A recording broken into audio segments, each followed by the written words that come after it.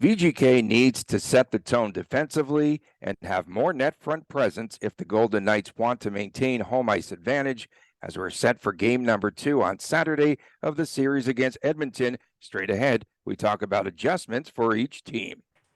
You're Locked On Golden Knights, your daily podcast on the Vegas Golden Knights, part of the Locked On Podcast Network. Your team every day.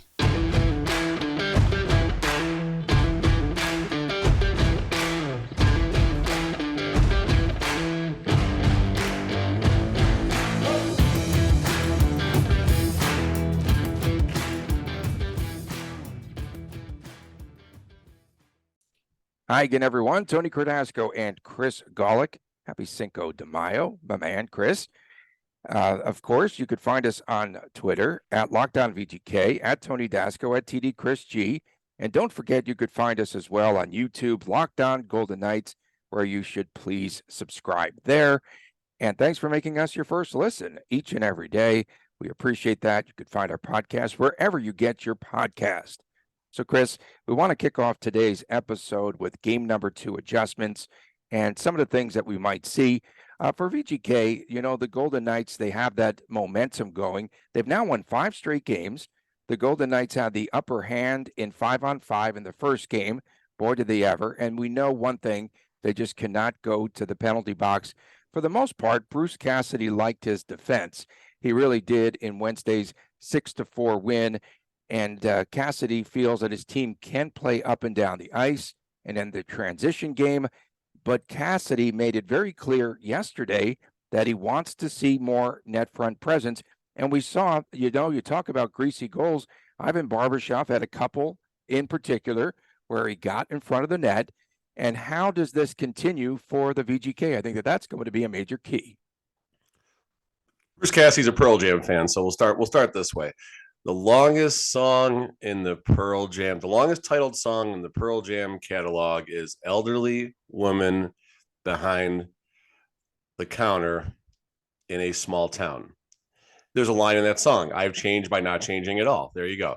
So that's kind of what the adjustments are going to be for the Golden Knights. I mean, yes, you mentioned the net front presence and stuff like that, but what changes do they necessarily really need to make? The power play is going to score goals. You got to do your best out there. That's it. You got to do your best out there. If they get a power play goal, so what? You know, I think Zach Whitecloud said it in the post game. You take your 3 or 4 seconds, watch the replay, and you move on, right?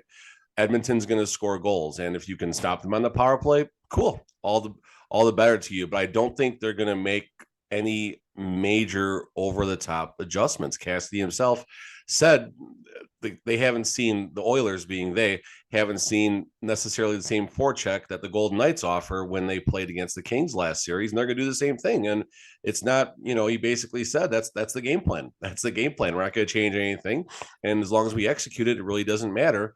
The Oilers will have a hard time stopping it. So little tweaks on the offensive side, maybe a couple more greasy goals, but let's not overthink this. They got 5 goals behind Skinner, and then of course the empty netter. They did end up tying the special teams battle, albeit an empty net power play goal at the end of the game, but still they tied the special teams battle. So that's certainly important as well. And that Cassidy guy, you can't find a better man. The VGK won most of the puck battles. They cleared the puck as well. I thought that was the biggest change in their game. I thought that they were just very patient there defensively. Here's an Edmonton team, right, that had not lost in regulation in 8 weeks, where they were 18-0-4. And so for them, that has to be devastating. They're talking about playing with a lot more effort and intensity, and we'll see how they come out in the second game. Outside of Draisaitl and Connor, the remainder of their forwards had just 2 shots on goal in 5-on-5. And so that was the dominant area for VGK. So the Golden Knights want to play well in 5 versus 5 once again. We saw VGK's fourth line. They had a lot of success against the top line of Edmonton, right? And Cassidy, though, said we're not going to stop there. And for them to be successful against McDavid and against Draisaitl, they need to keep switching lines. Yeah, I mean, there certainly needs to like Edmonton, right? I mean, they have to find ways to get something going besides that McDavid and Draisaitl dude.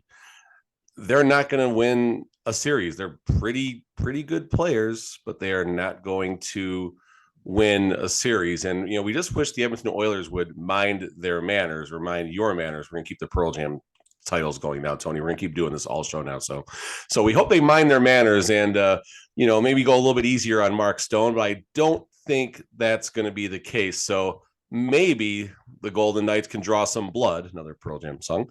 Maybe they can draw some blood on McDavid and Draisaitl in retaliation for consistently going after Mark Stone. And if there's an adjustment that I want to see, honestly, it's playoff hockey, right? That's what Bruce Cassidy said about Mark Stone getting cross-checked all the time. It's playoff hockey. Fine, let's give that playoff hockey right back to Draisaitl and Connor McDavid. You start hitting those guys, they're going to slow down on Mark Stone. This is, again, I mentioned this on yesterday's shows, Stu Grimson mentality as far as how you handle someone beating on your star players. You don't go after the players that are beating on them. You go after their star players. And then they're on the bench. You see McDavid hunched over in pain. You see Draisaitl hunched over in pain. Your players that are going after Mark Stone, they're going to see that and they're going to think about that. And if they don't stop, you hit them harder. You really do have to like VGK on 5-on-5 in the even flow. And how does Edmonton get its rush going? How do they get their rush going? Because they had very few breakouts. And how do they get the advantage there? That's a big question. We were talking with the people behind us, Kevin and Christy, and at some point I looked behind him. I said, has Edmonton had a lot of, this is probably about the second period, have they had a lot of rush situations?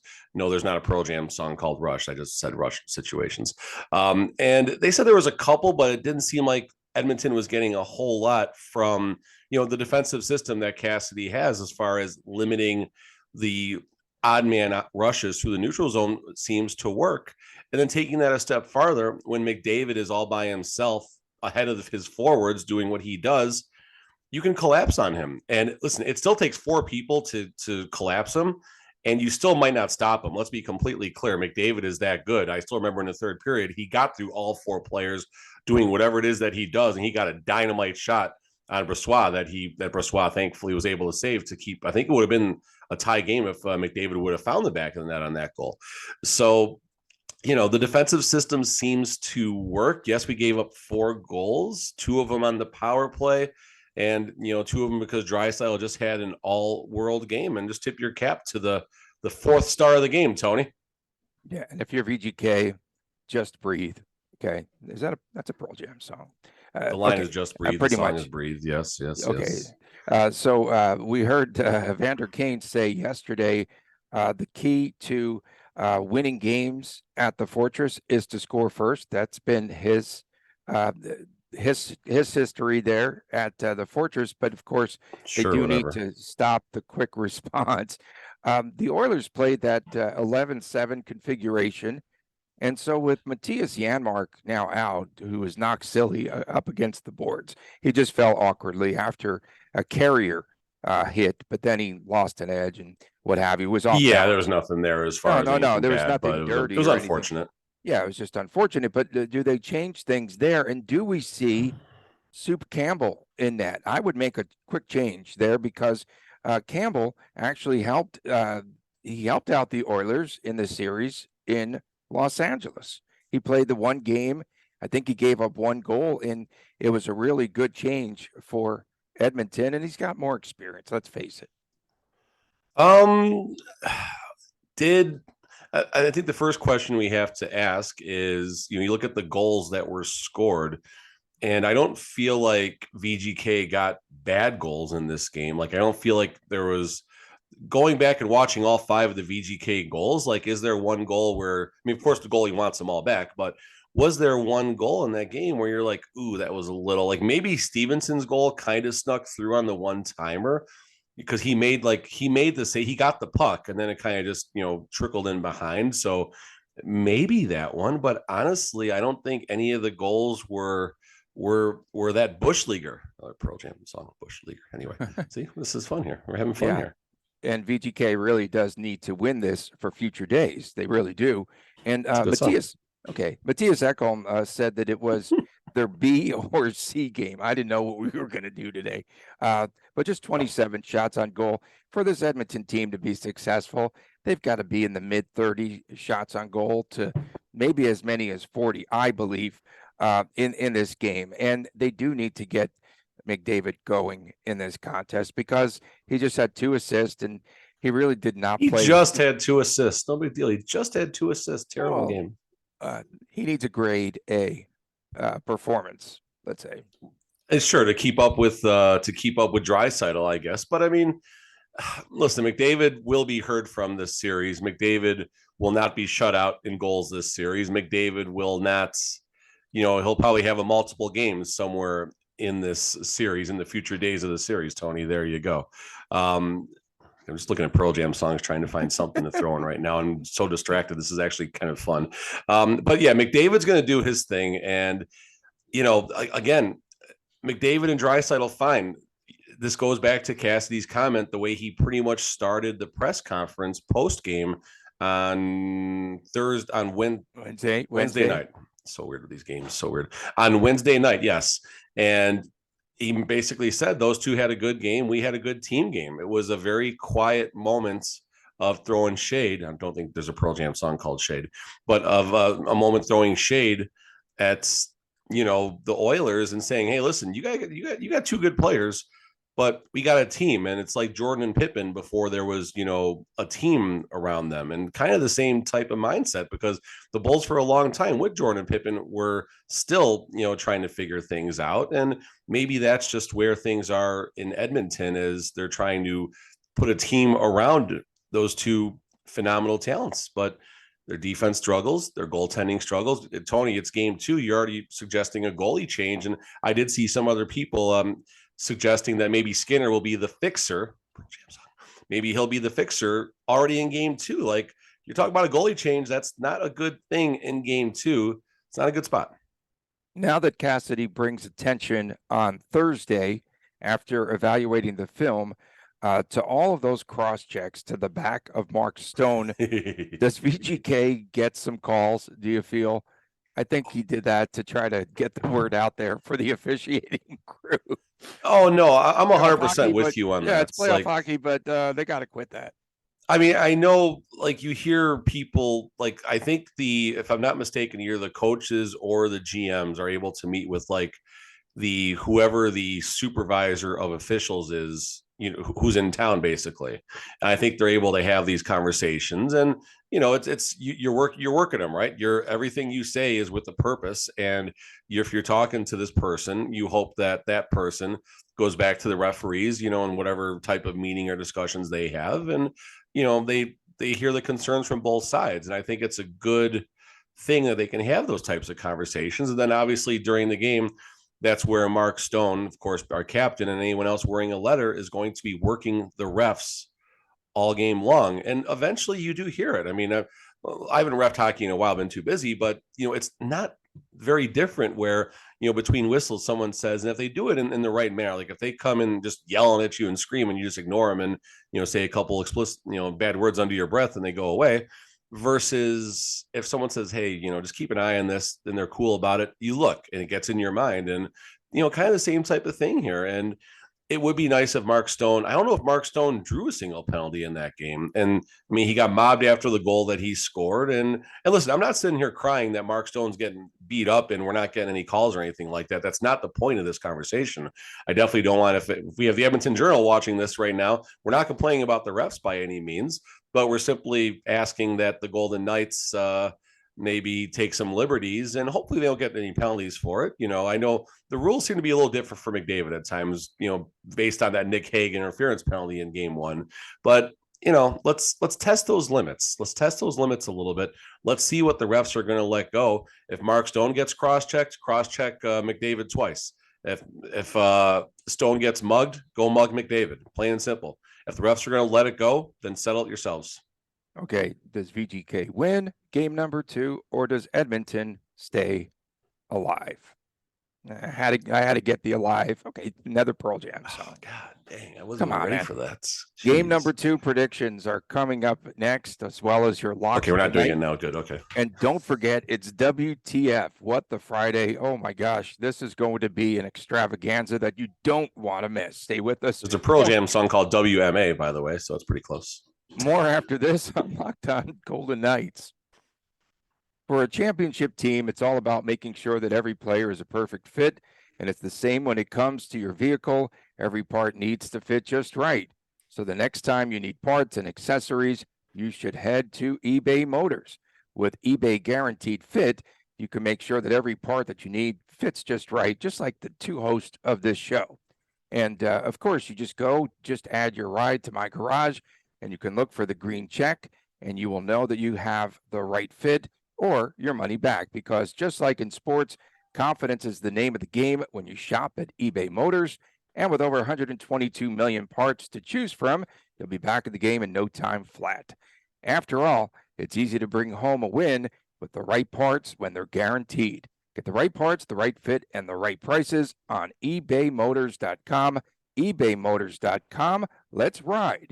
Eligible terms only. Exclusions apply.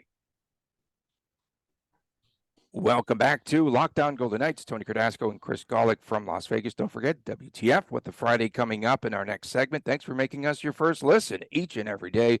Please go to the YouTube channel where you get to see our mugs.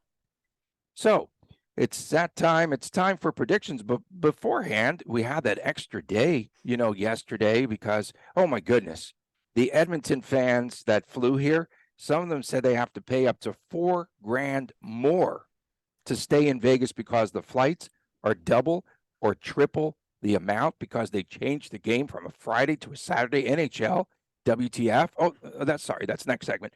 How do you think a lot of the players spent yesterday's day off? I think Evander Kane was probably at Money Tree. I think that Connor McDavid and Leon Draisaitl were probably at a karaoke bar drinking Labatt Blues, singing Nickelback songs, but then Bruce Cassidy walked in just randomly. This is the craziest thing. And then he started doing some Pearl Jam songs at the karaoke bar. So it was actually a fun little time that was had between those two. I think Jonathan Marchessault and Ryan Nugent-Hopkins went to the Adventure Dome and were riding the kiddie rides because they're, a couple of, stuff like that. And I think Ekholm, that's the defenseman, right? I think he was axe throwing somewhere as well. He seems like the type that would do something like that. Okay, and outside of Draisaitl and McDavid, because they couldn't get any pucks on net, they probably did shots somewhere yesterday. And Mark It's not Stone, a Pearl Jam song, Tony. Stop it. I know. I'm done with Pearl Jam. I think I've moved on. But Mark Stone spent the day in traction, probably. I was going to say probably a chiropractor, but yeah. Yeah, for sure. Okay, so let's do our predictions. We've got so much for WTF. It's going to be a pretty heavy bottom. Hey, Chris. That's like our bottom 6, right? The WTF. Okay. We're the bottom. We're line 5. We're the bottom 2. We're the bottom 2. The only 2. Okay. My prediction, game number 2. I've got Edmonton winning on the bounce back 5-3. I think they again come out there. And I think they're going to get the early jump at this time. I think they'll be prepared, and I don't think they're going to get caught in a line change, and I don't think they're going to have too many men on the stinking ice. So I'm going to go with Edmonton. I still have Edmonton winning the series in 6. It doesn't matter that they lost game 1. That's been a throwaway game the last 7 series. I have to ask you this. Do you think, Chris, as this series goes on, say there's 8 goals scored Saturday night, Saturday afternoon, do you think that they change and adjust the total line? Have you looked at the over-under for this game or no? I think it's got to still be 7, maybe 7. Well, the last one was 6.5. I went BGK and under, and you took the under was only like plus 105. Why would you take the under when I'm trying to tell you? Okay, they can't stop. No, Tony. You had the first game dialed in. I'm not fighting you. Oh, just the number just the number. It's 6.5 again, but they juiced the under to plus 120 right now. So you got to give up 15 more cents. And VGK is even money, whereas Edmonton is now minus 120. They're an even bigger favorite too. Yeah, I kind of figured that. Okay, You what got are two your players for Yeah, Saturday I as do. well? I have Marchessault, and I'm going to take Carrier. He called him Carrier. Carrier was the only player. He called him Cassidy did yesterday. Carrier once again. Uh, you can't call him Carrier. Carrier is the only VGK player, I think, amongst the forwards that did not have a shot on goal. So that's why my That's theory probably is why he's not playing well. He's calling the wrong name. yeah. All right. So, I mean, I'm sticking with what I originally said, and I'm going with VGK in 7. And I do think VGK is going to drop this game as well. Let's go. I don't think VGK is going to have a hard time scoring. Edmonton's going to score. So let's reverse it. Let's go 6-4 Edmonton on Saturday. Let's go Edmonton 6-4, unfortunately. What about Mr. Jumbotron? What does Mr. Jumbotron say? He's going to give us one in a second. That's why I called him in here. I like the Stone's going to keep welcoming committee. He's the welcoming committee for all the Edmonton fans. Stone's going to keep his thing going. I don't think he's going to slow down at all. And Pietrangelo. Let's go with Pietrangelo. Let's see if he can get something going. All right, Chris. Score. Who do you think is going to win? And give me 2 VGK players really fast. Go. 6 for Oilers, Stone and Eichel, and Drasao's gonna get all 6 goals for Edmonton. All 6 goals. He's that good. Okay. So Drasao won with 18 goals.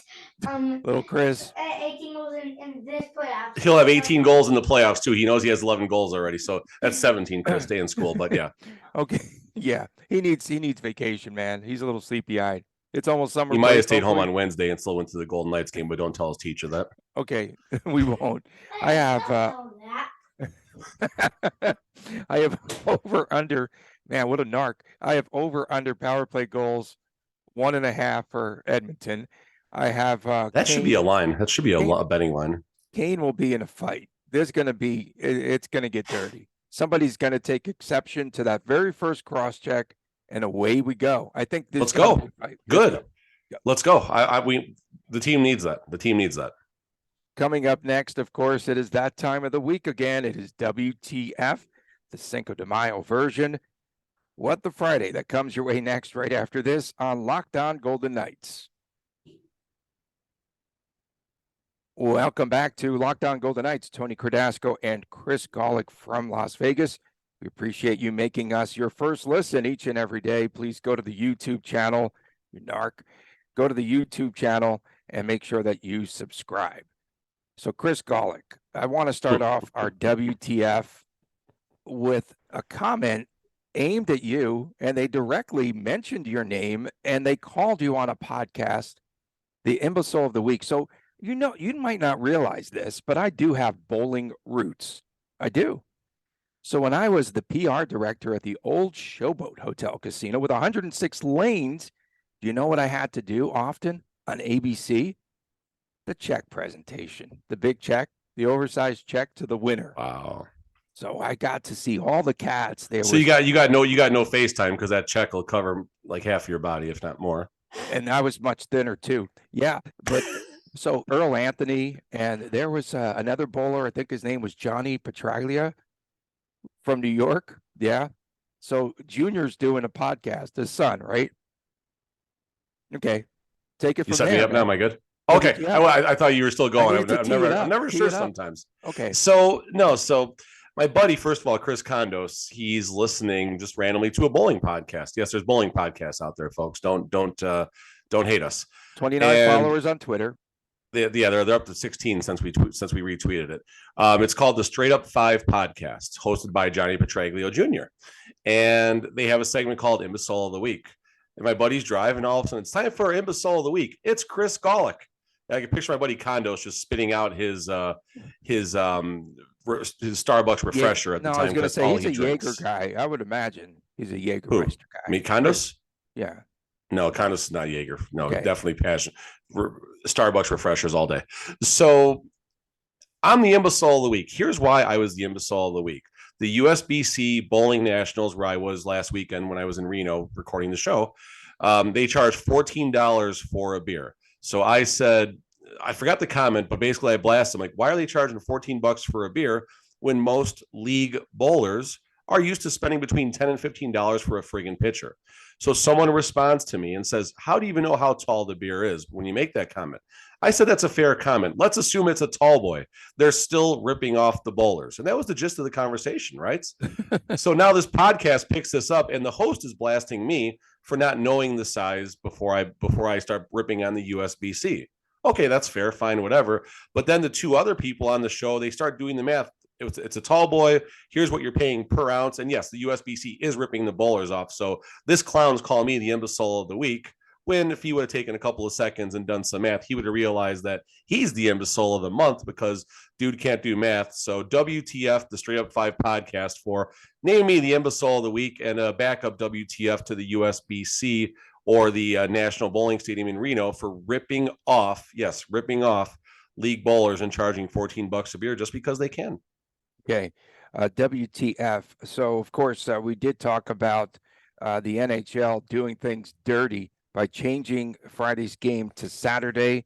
Why? Again, we think it's because of TV, but also, that Florida series, they gave them off, I think, 3 days in between. Why?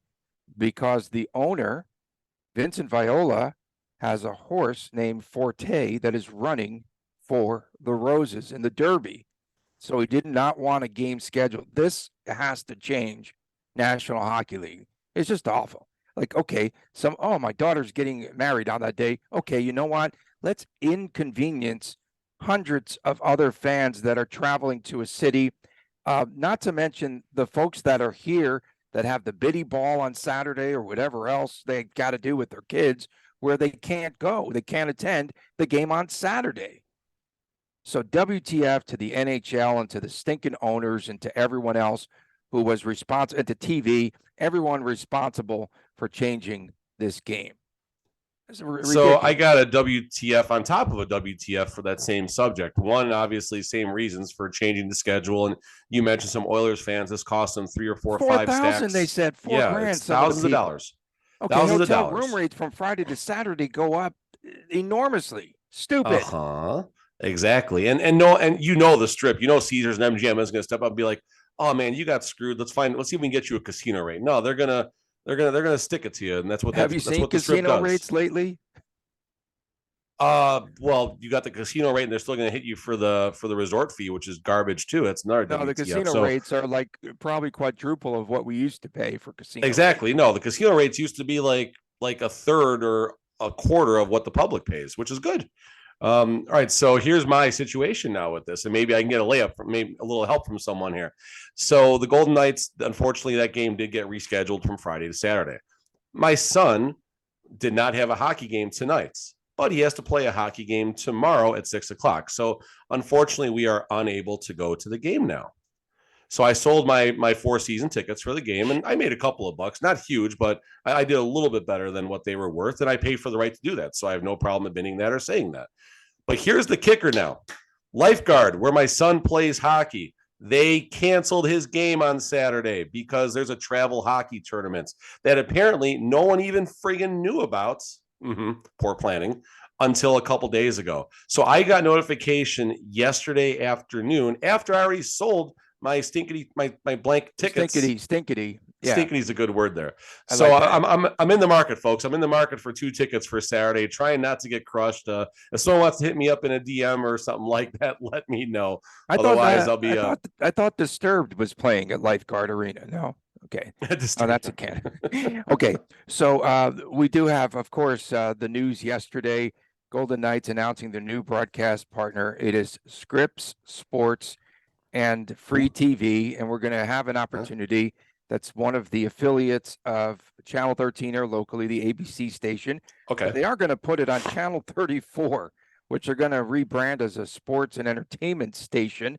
And we get the feeling that Bill Foley's going to put his wine and food shows there and Silver Nights and all of that. But it will be free TV for the fans. So they're going to. Yeah, even if you have an antenna, right? Like if you have an antenna, you can even get the games now, right? Like a. Correct. Yeah. Okay. You need one of those digital antennas or whatever, but that's pretty good news. Yeah, but that's great. So I guess WTF, free hockey for the locals, which is really good. and they're going to pick up other stations and create scripts. Will create its own network of sorts. So that's good. Boy, we've got a ton of WTF. Fire away, Tony. Fire away. A lot of the fans chiming in. One of the things that we saw yesterday was Chris Santos saying, WTF, how about doing something about those malicious hits on Stoney? Seem like they are targeting his back, that's for sure. Nick Bailey, at Raider Nick 808, at Tony Dasco, actually complimenting the coaches and players of the Golden Knights instead of calling the ice bad or the league rigged. What the Friday's going on around here? Hashtag WTF. He found an odd show there. That's pretty good. Okay, Michael Pico Jr., I loved how Haig had that I want to throw down look in him after the first initial hit was given to Stone in the game on Wednesday night. No, that was a bad choice. That was a bad choice. Bad choice. Tommy Vegas, at Darth Tommy 774, hashtag WTF. Parking prices go up $5 per round. I did not know this. Even if you prepaid the entire year, he said, they won't let you prepay at the discount for the playoffs. This team is so money hungry. At some point, I feel it won't be worth it anymore. $10 regular season parking, $35 now to park at the Excalibur. So two things. One, Tommy actually found me and said hello on the game on Wednesday night. That was cool. Always love saying hello to people, and it's kind of cool and makes me kind of feel a little big time when my kids around and stuff like that. So I appreciate that. No autographs though, please, and no paparazzi. No, I'm kidding about that. That's me. So let's talk about a couple quick things with parking. One, the bus, depending on where you live, is a great option, especially with all the traffic. $4 round trip. That's a good thing to consider. Depending on your situation, get that MGM Pearl credit card. Don't even use the stupid thing if you can get approved for it. That gets you the free parking. Wednesday, we parked at MGM and walked across the street because I was nervous about all the traffic around there. But we got in there for free. You can still park in the Aria or whatever the other Cosmopolitan, maybe. No. What's the Aria? new the old Monte Carlo? What's it called now? Park MGM? Yeah, Park MGM. There you go. You can park in that garage for free. You can get in the Excalibur garage for free. Don't even, like I said, I got the credit card. I barely even use it. So, and all the parking money it saved me, it's amazing. So I recommend that. A quick WTF for me. Why are the Oilers fans so nice? They're so nice. They're nice. They're fun to be around. They're fun to talk to. They're welcoming. They're happy to be here. They know their hockey. They know their hockey. They know their hockey better than probably anyone on the planet. I mean, they're right. They're fun, and let's roll out the carpet for them. Let them spend some money, and maybe hopefully send them home down 0-2, wondering how the series is going to play out. WTF! Shout out to the Edmonton Journal. There we go. There we go. We have not discussed that yet. So great ink yesterday, mostly for Chris. Chris, I have to ask you, okay, at the end, they did take a little bit of an exception to your statement that VGK has got the better coach and the better goaltender in this series. I mean, it's fair, but all they got to do is look at the stats to realize that. And listen, Skinner down the stretch was remarkable. Like, let's not sugarcoat that.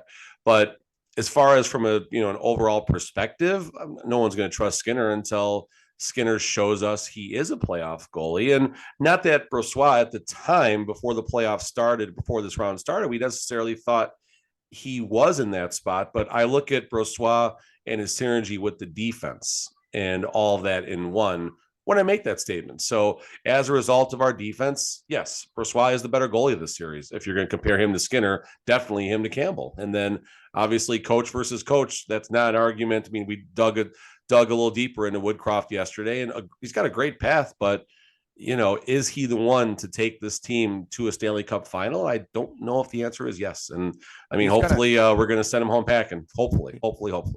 One word, they'll win this game if they start Soup. It's got to be Campbell. They got to go Campbell. He's more physical. He's 6'3". He's bigger. He's sturdier. He's stronger. And I just think they might need that change up for game number 2. I do. And at what part of this WTF? Aiden Hill. Do we see him in this series? We seem to think yes, but at what point? I mean, here's the thing. So if Edmonton shells you, is it on your goalie? Maybe, maybe not. Is it on your defense? Maybe, maybe not. Is it on your forwards and your coach? Like, that's the thing. Edmonton is so good where, they can put up a 4 spot. And I forgot who, someone that comments a lot basically wondered about the mindset of a goaltender. I wish I can find this. We only got a couple minutes left here.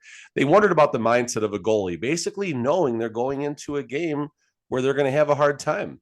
And the stats aren't going to be that good. They're not going to hit that 900 save percentage where, everyone tries to be in games. And, is the simple perspective of being up 1-0, does that make you feel better about your performance? Or do you feel like, there was more you could have done? And, so that's, I think, where we're ultimately going with this. And does that mean Aiden Hill makes an appearance this series? I don't know. I mean, I think Brossoit now has 2 starts against Edmonton this season, has now beaten them both times, once in overtime and once in regulation. For the first time they lost in regulation since sometime in the year 2014, it seems like.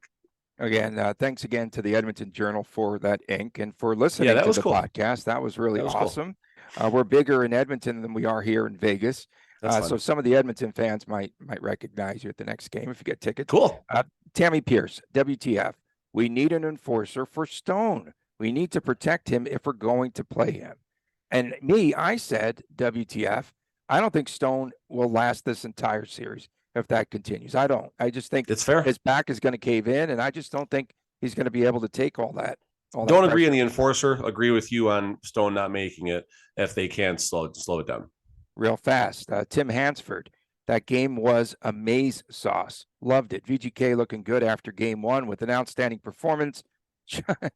Chugging my Kool-Aid and loving it. That is a shot at me for the Kool-Aid kids. Wow, we ran out of time. From a man, Chris Golick, we appreciate you all tuning in, especially the everydayers. We definitely appreciate everyone that tunes in each and every day and will remember and mark down our words, even this late in a show. For my man, Chris Golick, I'm Tony Cardasco. Happy Cinco de Mayo. Have a great weekend. We'll be back again Monday right here on Locked On Golden Knights.